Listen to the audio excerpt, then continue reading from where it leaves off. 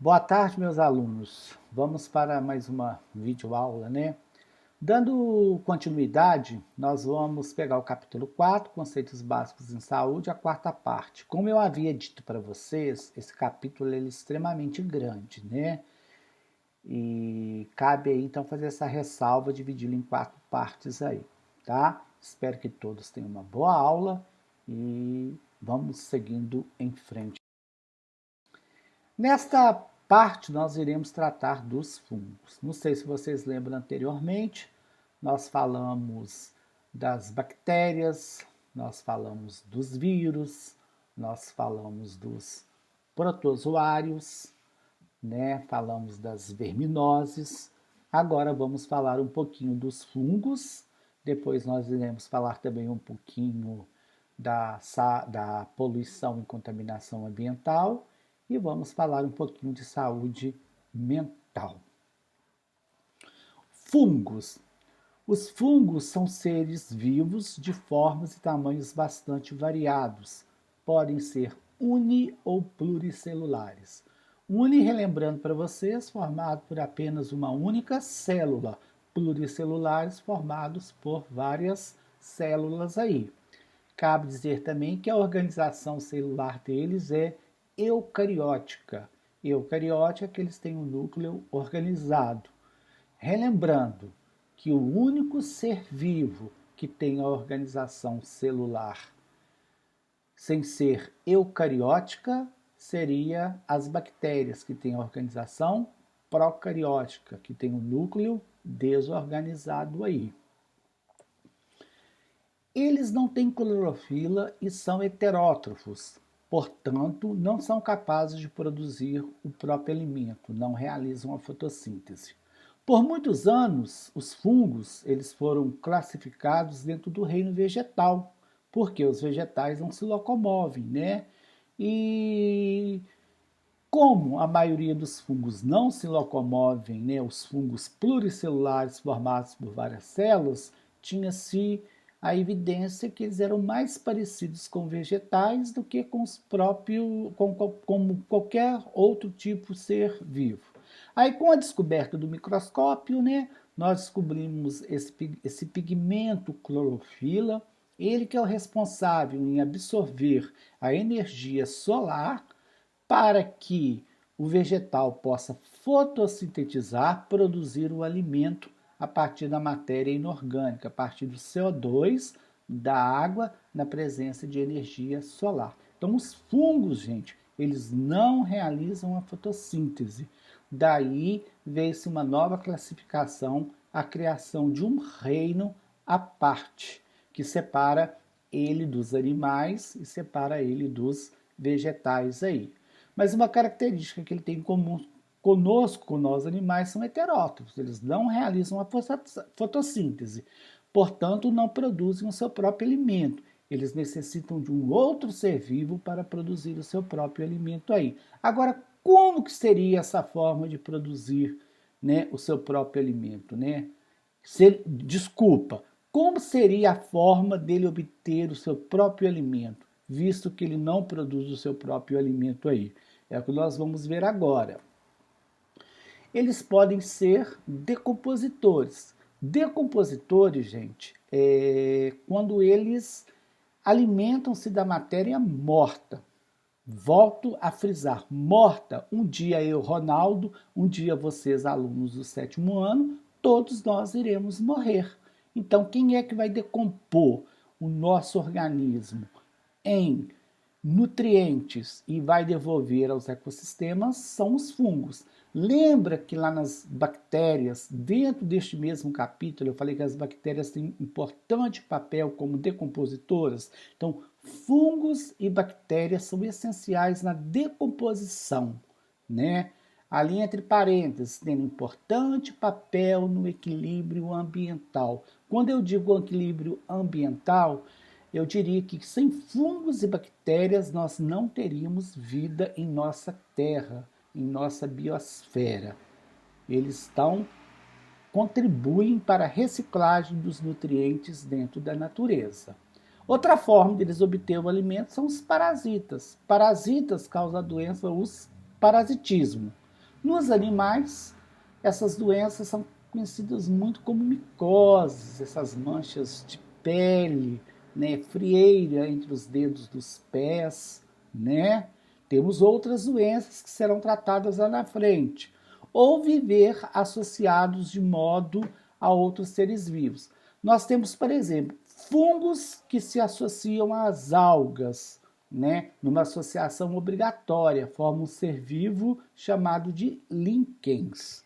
Então, eles podem manter relações mutualísticas. Matéria também já estudada lá no início do ano, né? Que era uma relação ecológica, harmônica, interespecífica entre espécies diferentes, em que ambos os seres vivos acabam sendo beneficiados aí. Mas observem nos desenhos, eu coloquei para vocês, ali na maioria, nos 3 primeiros desenhos, são fungos pluricelulares, né? Ali é um fungo típico que a maioria de vocês conhece como cogumelos, né? Orelhas de pau, está decompondo no segundo desenho ali a madeira, né? Aquele fungo ali é um fungo que o povo tem uma substância alucinógena que pode provocar sequelas no nosso sistema nervoso, né? Se ingerido, né? Em grande quantidade. Tem pessoas que utilizam, faz chá de cogumelos, né? Quanto mais coloridos, mais perigosos são esses fungos à nossa saúde aí. E naquele quarto desenho ali, vocês estão vendo um conjunto de fungos unicelulares. É o que causa o bolor em cima do pão, de uma fruta. Então é um fungo decompositor, né? Vocês podem perceber que em dias mais frios, né, se você esquecer uma toalha, né, uma roupa molhada, um tênis, né, dentro de um guarda-roupa, debaixo de um guarda-roupa, ele vai dar um mofo, dar uma rinite alérgica na gente. Muitas pessoas têm rinite alérgica provocadas por mofos aí, tá? Então os mofos, os bolores, as leveduras, os champignons, nós temos inúmeros tipos de fungos aí. Esses seres vivos, eles estão encaixados hoje no reino fungi, conhecidos popularmente como fungos aí.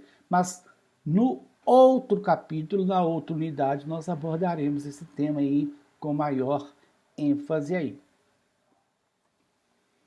Os fungos parasitas vivem às custas de outros seres vivos, podem causar doenças em plantas e animais.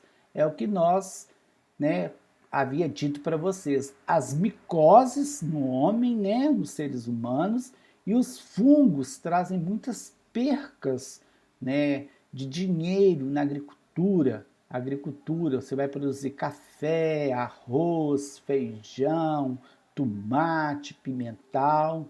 Então, eles parasitam muitos vegetais, trazendo enormes prejuízos à agricultura. Hoje nós temos aqui muitos produtos químicos para combater o que? Os fungos, né? E acaba esses defensivos agrícolas, né? Esses fungicidas que nós conhecemos, acarretando até a contaminação, né?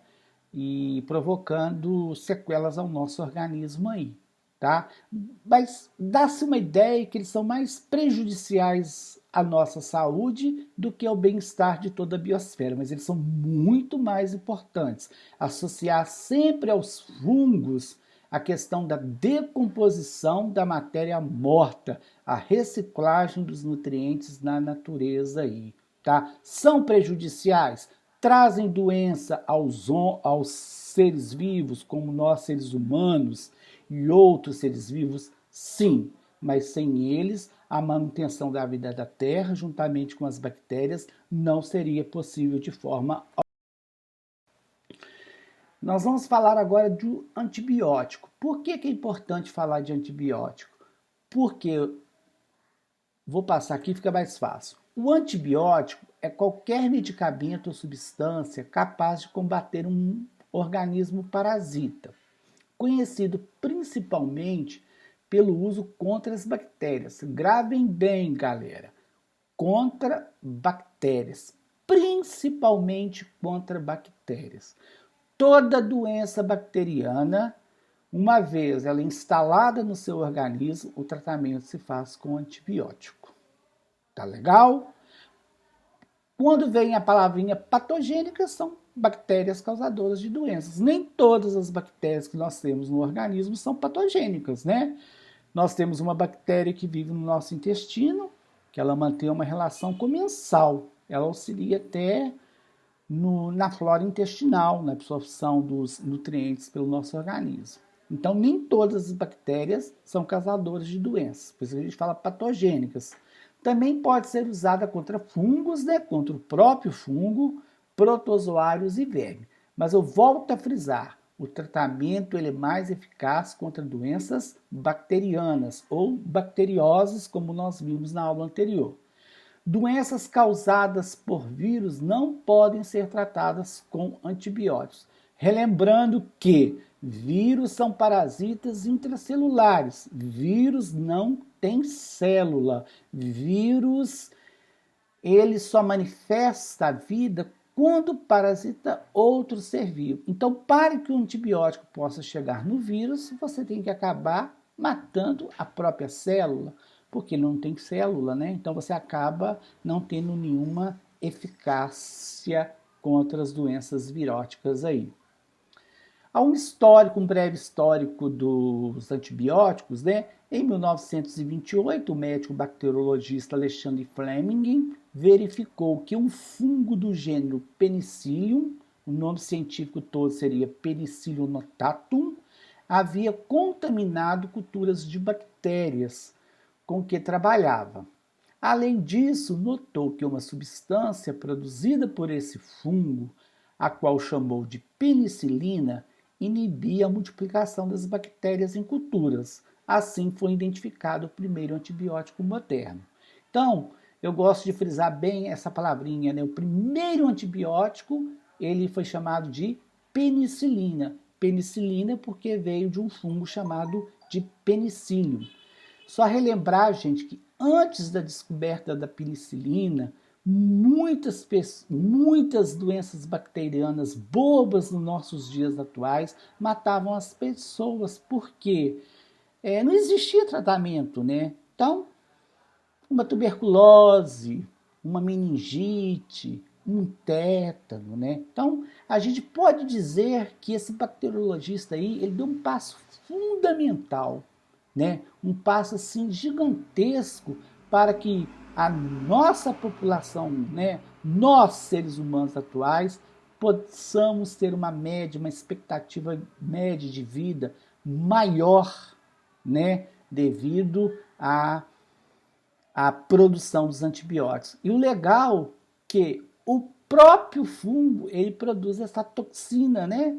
Essa toxina que mata as bactérias aí, surgindo o primeiro antibiótico, a famosa penicilina. Essa penicilina ela foi utilizada muito na Segunda Guerra Mundial, entre 1939 e 1945, salvando a vida de milhões de pessoas que estavam em plena guerra mundial aí, né? Hoje a maioria de vocês aí, quando tem uma doença, essa doença geralmente é tratada com antibiótico aí. Muitos médicos, né, antes de prescrever um antibiótico, eles pedem até um tempo, pedem exames para poder ver se não é uma causa, se essa doença não é uma consequência de vírus, porque os antibióticos não vão atuar sobre os vírus, não. Um dos erros mais comuns é tomar antibiótico para doenças não bacterianas, como certas infecções de garganta, gripes ou diarreias. Vou dizer, por exemplo, eu tenho uma pessoa dentro da minha casa, uma vizinha, fala: nossa, comadre, ô fulano, eu tô com uma dor de garganta, minha garganta tá raspando. Ah, boba, eu tenho aqui a amoxicilina, muito bom, toma amoxicilina. Você pega a amoxicilina que eu peguei no postinho perto da minha casa, né? Eu pego, tomo a amoxicilina. E muitas das vezes, aquela infecção da garganta não é de uma bactéria. pode ser de um outro micro-organismo. Aí o que nós vamos estar? Nós vamos estar fazendo o uso indiscriminado de um determinado tipo de antibiótico, que isso pode acarretar o quê? Na produção de cepas mais, mais fortes, mais resistentes ao antibiótico. Aí eu volto lá em 1928, quando foi descoberto, né, o primeiro antibiótico, a penicilina. Praticamente, se você tomasse penicilina, a doença estava eliminada. Hoje, a penicilina praticamente ela não é nem utilizada, porque já não tem tanta eficácia contra aquelas bactérias que ganharam resistência ao longo da trajetória, tá? Outro é interromper um tratamento com antibiótico antes do prazo indicado pelo médico. Esses erros acabam por selecionar variedades de bactérias resistentes a antibióticos. É o caso, por exemplo, nós sabemos hoje que nós temos uma vacina para tuberculose, né? A BCG, que ela é ministrada, né? Depois você toma um reforço dessa vacina. Porém, tem muitos pais ou muitas pessoas que não foram vacinados, os pais não levaram essas crianças a um posto de saúde. Então ela é acometida pela tuberculose. A tuberculose tem cura, porém é uma cura lenta, é uma cura gradual e leva tempo. E muitas das vezes a pessoa ela começa o tratamento com antibiótico, ela interrompe por conta dela. Por quê? Às vezes dá um final de semana, quer tomar uma cerveja, quer divertir, esquece de tomar medicação. Então, a doença, ela não é curada e ela volta mais forte ainda. E muitas das vezes esses antibióticos não serão, como poderia dizer para vocês, não terão a mesma eficácia, porque aquelas bactérias tornaram-se resistentes ao uso do antibiótico. Então, se vocês conhecerem alguém que faz tratamento contra alguma doença, né, infecto-contagiosa, não parar de utilizar por conta própria o uso de antibiótico. Outra coisa, não se automedicar, né, tomar uma medicação porque esse antibiótico ele fez efeito, né, no organismo de uma determinada pessoa e muitas das vezes não vai fazer o mesmo em você e muitas das vezes você também não é uma bactéria, sim, pode ser um vírus aí que não é. Eu coloquei alguns exemplos aí para vocês. Geralmente os antibióticos eles estão em cápsulas, né, ou em comprimidos, né?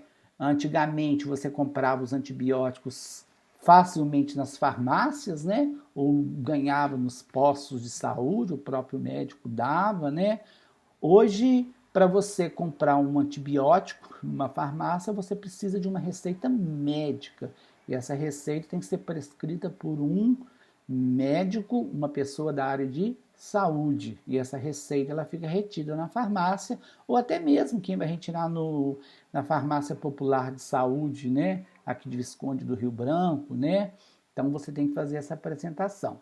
Ali no desenho embaixo legal está mostrando, né, a cara de um de um antibiótico, né? Ele fazendo uma cara de raiva, né? Porque as bactérias ali estão em formas de cocos, né? Formas esféricas, em formas de bastões, né?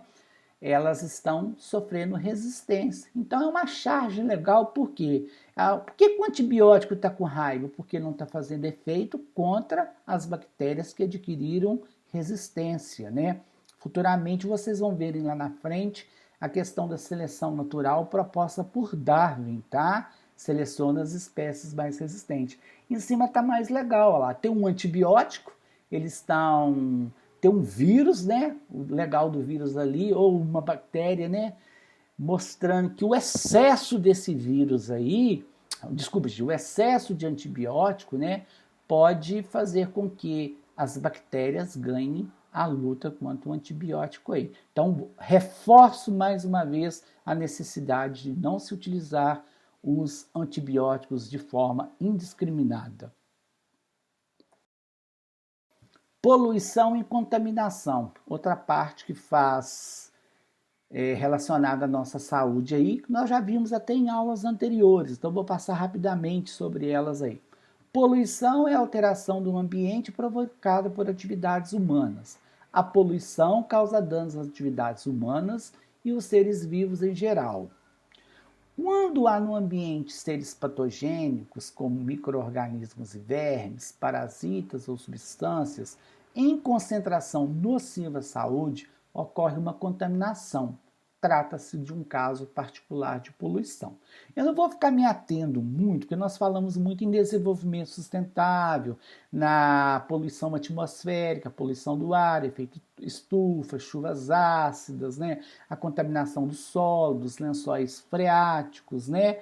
Então, se você vive, né, igual nesse primeiro desenho aí, numa região altamente industrializada, esses poluentes vão trazer diversos aqui, doenças no seu organismo, principalmente doenças respiratórias, no trato respiratório, né? Então, muito perigoso aí, regiões altamente industrializadas. Graças a Deus que até Visconde do Rio Branco nós não temos tanto essa poluição provocada por grandes indústrias não, né? Nós somos até abençoados por estarmos vivendo numa cidade pequena, ainda bem bucólica, né? Bem próxima à natureza aí. Mas vemos o efeito da ação humana sobre os seres humanos aí. Ali do outro lado tem uma extração, né? Uma mina, né? Que foi extraída o minério de ferro, né? Acabou ficando aberta, degradada. Ali você pode ter sequelas de contaminação do lençol freático, contaminação da água que a gente bebe e por aí afora vai. Então a poluição é um dos grandes temas a serem vencidos no mundo atual e contemporâneo, né? Porque ela acaba de maneira direta nos afetando ou de maneira indiretamente afetando todos os seres vivos aí. Para nós finalizarmos essa parte aí, nós vamos falar um pouquinho de saúde mental. Segundo a OMS, que é a Organização Mundial de Saúde, saúde mental é estado de bem-estar que possibilita a cada indivíduo reconhecer seu potencial, lidar com o estresse normal da vida e trabalhar produtivamente, alcançando desenvolvimento pessoal e contribuindo para o desenvolvimento da qualidade. Em outras palavras, saúde mental não é a simples ausência de doenças mentais, mas estar bem consigo mesmo para viver com qualidade e fazer as atividades em plenitude. Todavia, percebe-se que a sociedade atual está progressivamente mais competitiva, com exigências mais rigorosas, seja no mercado de trabalho, seja no ambiente escolar. Isso acaba por prejudicar a saúde mental de muitas pessoas, resultando em distúrbios mentais, como o estresse ou ansiedade constante, que pode acarretar doenças mais graves. O que eu quero dizer para vocês, gente? Não é só nascer lá com uma doença mental, que eles falam, o fulano ele é da cuca, ele é esquizofrênico, ele tem uma síndrome. Não, é você estar em toda a sua plenitude, seja no ambiente escolar, seja no trabalho, familiar, na sociedade. Nós estamos vivendo um período de pandemia, né, em que se fala muito na saúde mental. As pessoas estão ficando aqui mais estressadas, né, mais recolhidas dentro do ambiente de casa. Eu, por exemplo, estou aqui, né, eu de uma certa forma eu fiquei um pouco estressado, né, com as formas, as ferramentas virtuais, como eu vou trabalhar com vocês. Será que eu realmente estou passando o conteúdo devidamente para os meus alunos? Será que eu sei lidar com o meu notebook? Eu sei arquivar um anexo, se eu pego no Word, se eu pego um aplicativo. Então a minha geração não é uma geração que nasceu com a internet. Então eu estou relatando o meu caso como professor na situação o estresse. Então eu procuro, ao gravar as minhas aulas, né? As primeiras eu tive mais dificuldade, eu fiquei um pouco mais ansioso. A ansiedade gera o estresse aí. E de uma certa forma, o que acontece? Você acaba sem querer, né, tendo uma briga que eu digo entre aspas, uma indisposição com a minha esposa, às vezes com os meus filhos, você quer encontrar um ambiente mais tranquilo para poder elaborar uma aula, aí tem um vizinho que grita, ou passa um galo que canta, um cachorro que late, né? Então, isso aí seria o estresse ou ansiedade. Imagine quem vive dentro das grandes cidades, o estresse que está passando nesse período de pandemia, que tem que sair, tem que pegar ônibus, transporte coletivo, onde ocorre grande quantidade de contaminados, né, de contaminação. Nós ainda estamos com a pandemia ainda, não temos uma previsão de estar finalizando essa pandemia. Então, manter esse desenvolvimento pessoal, né? O normal da vida, trabalhar, produzir de maneira equilibrada, isso é um conceito muito importante de saúde. E nós estamos vendo que durante o período da pandemia, as pessoas ficaram muito mais susceptíveis à depressão, ao estresse, à ansiedade. Envolve aí várias variantes e eu quero que vocês pensem nisso aí, porque cada um está vivendo a realidade dentro da sua casa aí, tá? Então, saúde mental é um tema que nós podemos abordar por muito tempo aí. Aí para vocês 2 slides, né? O Dia Mundial da Saúde Mental é o 10 de outubro, né? Às vezes vocês não sabiam desse dia aí, e quando eu falo em saúde mental, né, gente que faz tratamento de alguma anomalia hereditária, não, tá? E outro cartaz ali, ó, Dia da Saúde Mental, né?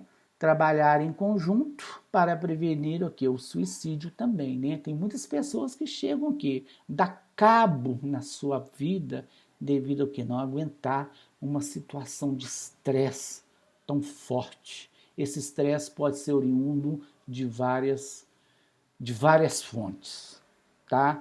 Mais para frente nós vamos trabalhar sobre esse assunto aí. Então, manter o equilíbrio, manter a saúde mental é um dos grandes desafios no momento atual agora.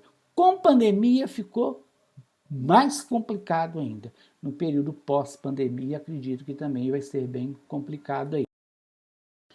Eu queria, obrigado pela atenção. Vou deixar algumas recomendações para vocês, tá? Vocês vão fazer a leitura das páginas 74 a 91, ou seja, a leitura de todo o capítulo aí. Vocês vão estar agora de posse com o livro na mão. Vocês já encontram de posse com o novo livro da coleção Uma Poema na mão. Vocês vão fazer as atividades das páginas 92 e 93. São dos números 1 ao 7. Observação, OBS, observação. Não há necessidade de copiar do livro. Tem alunos que me perguntam, professor, tem que copiar a pergunta? Não, se você tem o livro, não precisa copiar a pergunta. Coloca lá a página 92, número 1, responde. Tá legal? Apenas indicar as páginas e pergunta no seu caderno. Eu volto a relembrar e volto a pedir, não deixem a matéria acumular. Tenho percebido, gerenciado atividades na plataforma Ciência, tem aluno que não está finalizando. Começa como atividade iniciada, mas não finaliza. Tem que ir na lupinha e finalizar. Tá combinado? Lembrando que as nossas aulas acontecem, né? Assim, eu posto na segunda-feira a videoaula para vocês.